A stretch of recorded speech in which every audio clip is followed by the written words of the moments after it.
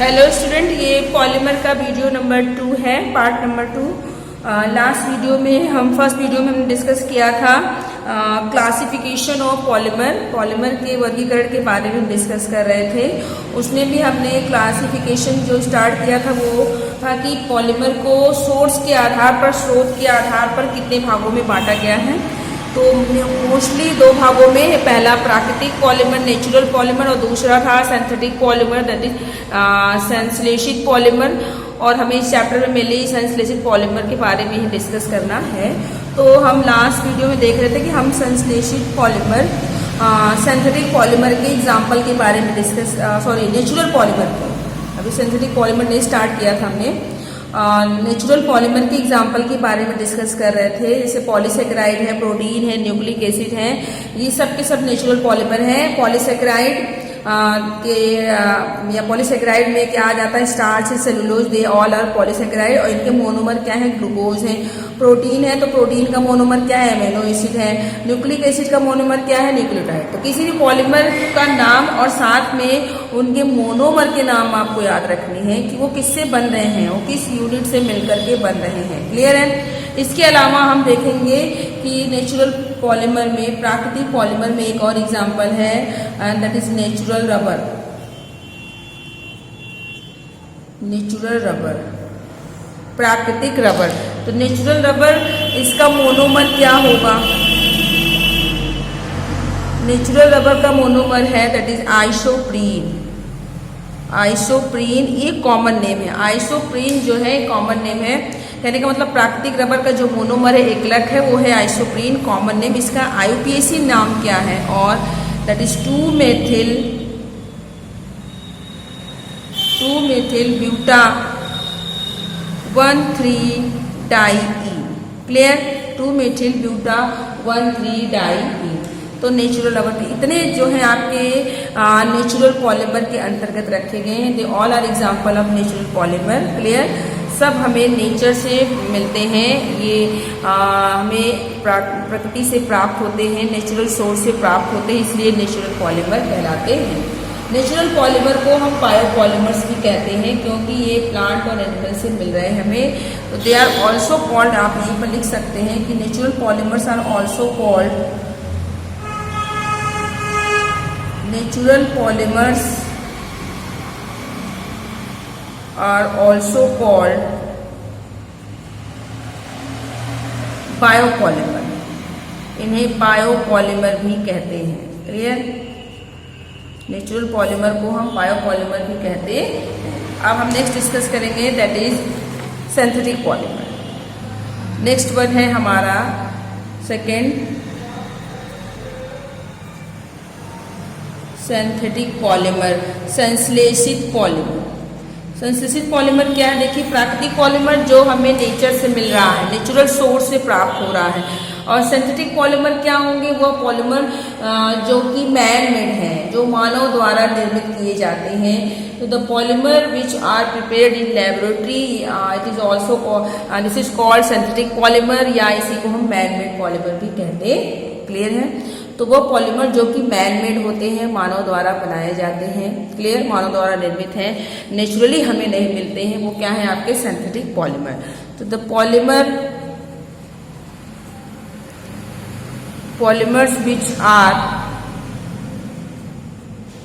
Prepared in laboratory,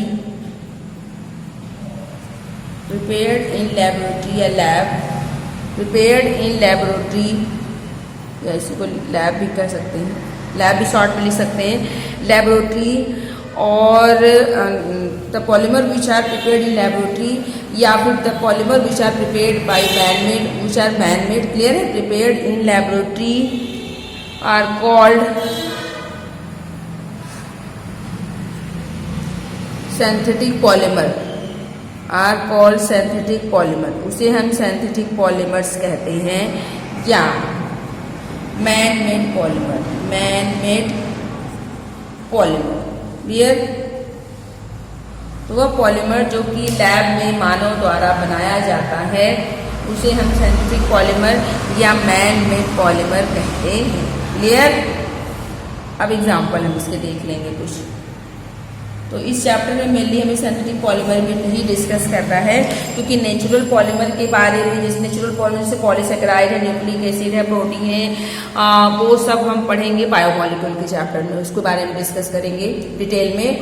और एक natural rubber वो यहाँ पर हम देख लेंगे। क्लियर है? तो सिंथेटिक पॉलीमर के बारे में इस चैप्टर में हमें ज़्यादा डिटेल में पढ़ना है। तो पहले हम देख लें सिंथेटिक पॉलीमर क्या है और उसके क्या एग्जाम्पल है। तो नेचुरल सिंथेटिक पॉलीमर में हम देखेंगे that is polythene. Synthetic polymer में है आपका polythene, polyvinyl chloride that is PVC, nylon 6,6। Clear? और इसके अलावा बैकेलाइट, टेफ्लॉन। क्लियर है? सिंथेटिक रबर जैसे बुनायन, ये सब सिंथेटिक रबर है, सिंथेटिक रबर एक्सेट्रा आदि। ये ढेर सारे एग्जाम्पल हैं किसके अंतर्गत? सिंथेटिक पॉलीमर के अंतर्गत। क्लियर है? अब हम देखेंगे एक चीज और। अब नेचुरल पॉलीमर और सिंथेटिक पॉलीमर के बीच का एक पॉलीमर आ जाएगा जो कि आधा नेचुरल होगा और आधा जो है आपका सिंथेटिक होगा। वास्तव में उसको हम क्या कहते हैं? दिस इज कॉल्ड, और यहाँ पर डिस्कस कर ले, सेमी सिंथेटिक मतलब ऐसा पॉलीमर जो कि नेचुरल पॉलीमर और सिंथेटिक पॉलीमर के बीच का है। तो वास्तव में जो सेमी सिंथेटिक पॉलीमर होता है वो नेचुरली ऑब्टेन्ड होता है, हमें नेचुरली मिलता है। नेचुरल पॉलीमर में ही कुछ केमिकल वगैरह डाल करके, केमिकल कंपाउंड मिला करके नया पॉलीमर बनाते हैं। नेचुरल पॉलीमर से ही सेमी सिंथेटिक पॉलीमर बनाया जाता है। दिमाग में कॉन्सेप्ट रखिए कि जो सेमी सिंथेटिक पॉलीमर है वो जो है हमें नेचुरल पॉलीमर से ही बनाया जाता है। नेचुरल पॉलीमर में ही केमिकल कंपाउंड मिला करके उसको मॉडिफाई करके जो नया पॉलीमर मिलता है उसको हम क्या कहते हैं? Semi synthetic polymer. क्लियर है? तो इसमें देखेंगे what is semi synthetic polymer. तो these are mostly derived from natural polymer. तो these are mostly derived from naturally. ये मोस्टली हमको कहाँ से मिलते हैं? Naturally, derived from naturally occurring polymer. Mostly ये जो है नेचुरल पॉलीमर से ही मिलता है by carrying out chemical modification, by carrying out chemical modification के द्वारा कोई केमिकल कंपाउंड डाल देते, carrying out chemical modification. Clear? Are called semi synthetic polymer. देखेंगे एग्जाम्पल, सेमी सिंथेटिक पॉलीमर का एग्जाम्पल है हमारे पास। तो कहने का मतलब वो पॉलीमर जो नेचुरल पॉलीमर और सिंथेटिक पॉलीमर के कंपोनेंट से मिल करके बना हो। सिंथेटिक पॉलीमर का मतलब ये कि किसी केमिकल कंपाउंड को मिला करके बनाया गया हो। तो जैसे एग्जाम्पल है हमारे पास दैट इज सेलुलोज डाइएसीटेट। एग्जाम्पल है सेलुलोज डाइएसीटेट। तो आपको पता है कि जो सेलुलोज है वो हमारा एक प्रकार का नेचुरल पॉलीमर है। सेलुलोज नेचुरल पॉलीमर है, डाइएसीटेट केमिकल कंपाउंड जो मिला करके बनाया गया। तो जैसे किस तरीके से ये बन रहा है इसको आप लिख सकते हैं इसमें सेलुलोज में एसिटिक एनहाइड्राइड्स, ये 3CO का हो ट्वाइस हो, that is acetic anhydride in presence of sulphuric अम्ल। तो हमें क्या मिल जाता है? सेलुलोज डाइएसीटेट। क्लियर? तो ये क्या है? एक प्रकार का सेमी सिंथेटिक पॉलीमर है, that is acetic anhydride. Clear? तो ये नेचुरल कंपोनेंट, नेचुरल पॉलीमर है और ये केमिकल कंपाउंड है जिसको मिलाने से हमें क्या मिल रहा है? सेलुलोज डाइएसीटेट। ये क्या है? एक प्रकार का सेमी सिंथेटिक पॉलीमर। क्लियर? यहीं पे आगे लिखेंगे सेलुलोज डाइएसीटेट का यूज। तो cellulose diacetate used in making thread, making threads, और इसके अलावा ग्लासेस एक्सेट्रा। क्लियर। तो सेलुलोज डाइएसिटेट का यूज थ्रेड, ग्लासेस आदि बनाने में किया जाता है। तो ये पहला क्लासिफिकेशन कंप्लीट होता है जो कि पॉलीमर के स्रोत के आधार पर, वो कहाँ से मिल रहे हैं उसके आधार पे था। एंड सेकेंड क्लासिफिकेशन हम यहाँ पर डिस्कस करेंगे। सेकेंड क्लासिफिकेशन है स्ट्रक्चर के आधार पर, classification based on structure. Polymer के based on monomer, classification of polymer is based on monomeric unit या based on their structure. Clear. तो नेक्स्ट क्लासिफिकेशन है, नेक्स्ट पॉलीमर का वर्गीकरण है classification based on structure. Polymer के स्ट्रक्चर के आधार पर, clear, classification based on structure of polymer. Polymer के स्ट्रक्चर के, पॉलीमर की संरचना कैसी, उसके आधार पर पॉलीमर कितने टाइप के होते हैं। तो they are of three type, they are of three types. इनको तीन भागों में या 3 पार्ट्स इसके होते हैं। कौन कौन से हैं? That is first one linear polymer, linear polymer, and the second one branched polymer. Third है आपका cross linked polymer.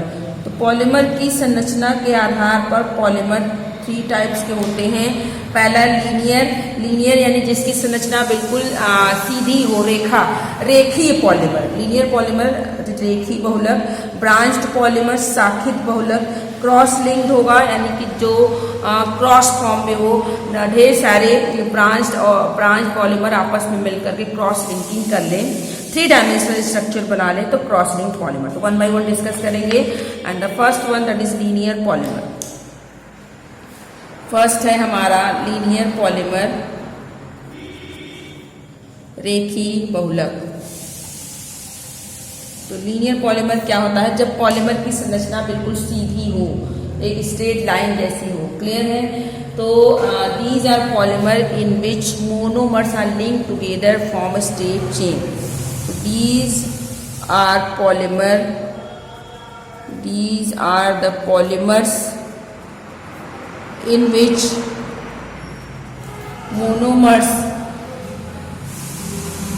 monomers are linked, monomer आपस में जुड़ करके लिंक टुगेदर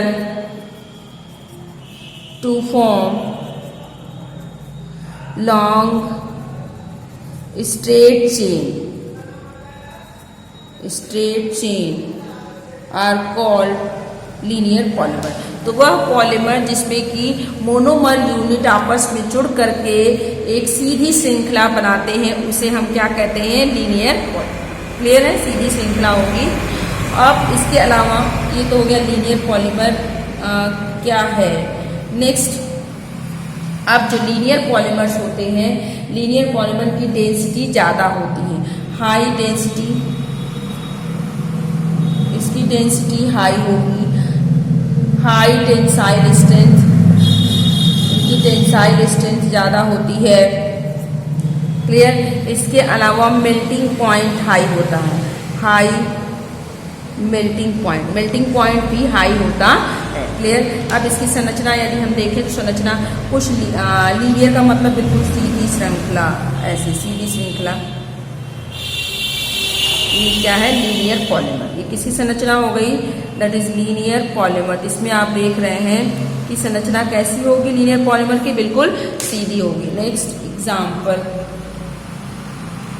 लीनियर पॉलीमर के अंतर्गत क्या आता है? कुछ नहीं दिमाग में आता तो आप सीधे लिख सकते हैं कि लीनियर पॉलीमर वह पॉलीमर है जिसमें मोनोमर आपस में जुड़ करके एक सीधी श्रृंखला का निर्माण करते हैं। क्लियर है। एग्जाम्पल देखेंगे, एग्जाम्पल में आ जाएगा आपका दैट इज पॉलीथीन या पॉलीथीन या इसी को बोलते हैं polyethylene, and that is nylon. और इसके अलावा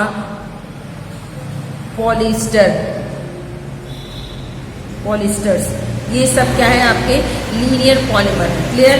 सेकंड हम डिस्कस करेंगे। नेक्स्ट है हमारे पास दूसरा टाइप है दैट इज ब्रांच्ड पॉलीमर या ब्रांच चेन पॉलीमर कह सकते हैं, ब्रांच चेन पॉलीमर। तो अब क्या होगा, जब इसी सीधी श्रृंखला में शाखाएं निकल जाए, जब सीधी श्रृंखला में शाखाएं निकल जाए तो उस पॉलीमर को क्या बोलेंगे, ब्रांच चेन पॉलीमर। तो इसमें लिख सकते हैं आप कि monomer units are link to form straight chain. इसके अलावा उसमें जो ब्रांचेस जुड़े हुए होते हैं, क्लियर है। तो monomer units, the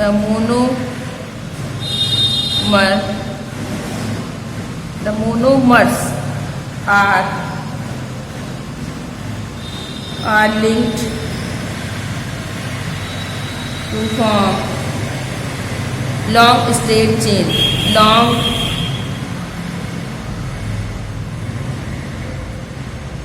straight chain, and there are side chain and there are side chain, और इसमें साइड चेन्स भी जुड़े हुए हैं, side chains of different length, there are side chains of different length attached with straight chain, attached with straight chain.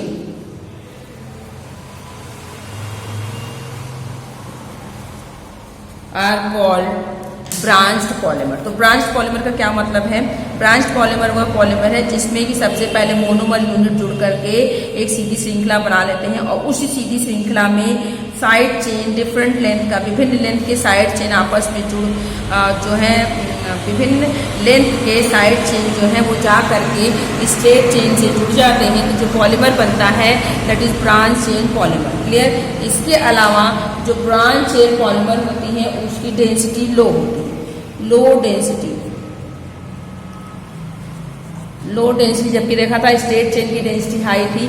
Low density and lower tensile strength, इनकी tensile strength लो होती है, lower tensile strength and low melting point, और melting point भी लो होता है, low melting point, सब कुछ इसमें लो होगा, जबकि स्ट्रेट चेन वाले में सब कुछ हाई था, क्लियर है।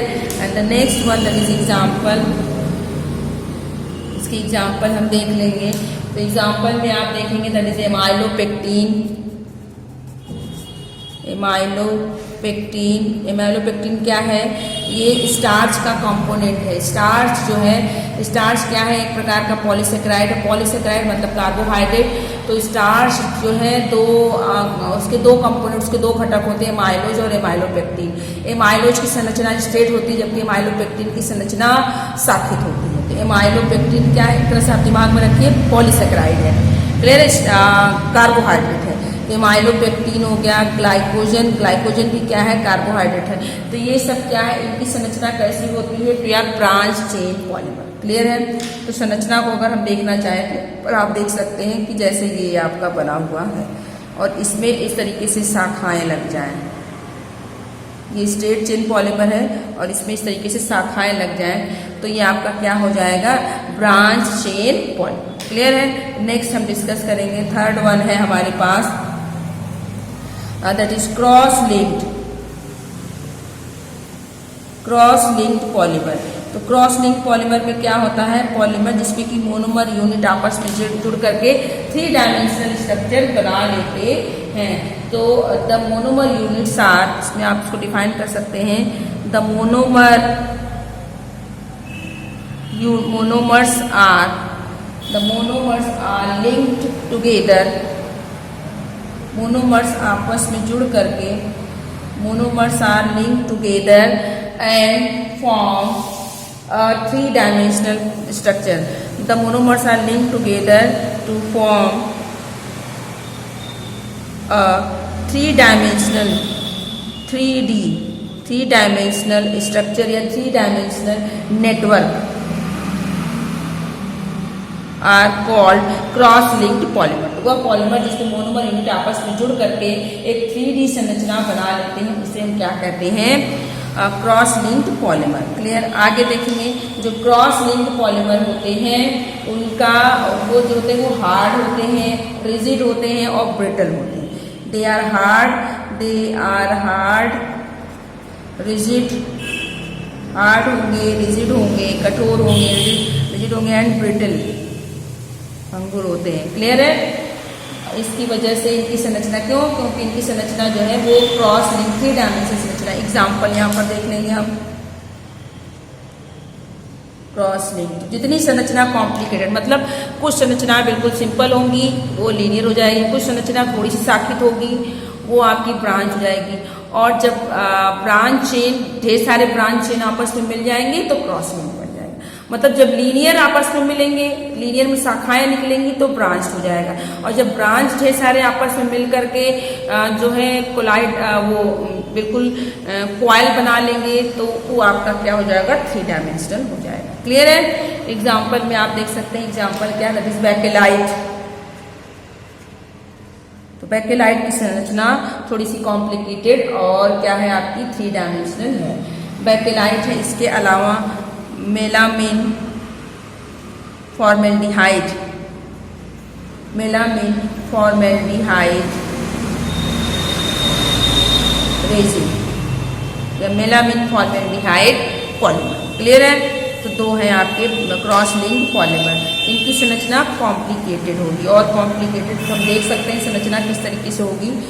तो पहले बनेंगे सब लीनियर पॉलीमर, उसमें आप पहले लीनियर बनेगा, ब्रांच बनेगा, तब वो जाकर के और कॉम्प्लिकेटेड होगा तो वो बन जाएगा आपका क्रॉस लिंक। जैसे ये हो गया, इसमें ये जुड़ गई एक शाखा। क्लियर। इसी तरीके से एक और इसमें हम जोड़ दें तो ये इस तरीके से शाखाएं जुड़ गई। क्लियर। इस तरीके से जुड़ गया तो ये क्या हो गया, that is cross linked, cross linked polymer. जब संरचना ज्यादा कॉम्प्लिकेटेड होगी तो क्रॉस लिंक। क्लियर। तो ये हो गया संरचना के आधार पर पॉलीमर का क्लासिफिकेशन। हम नेक्स्ट क्लासिफिकेशन डिस्कस करेंगे, दैट इज 3rd क्लासिफिकेशन। तो क्लासिफिकेशन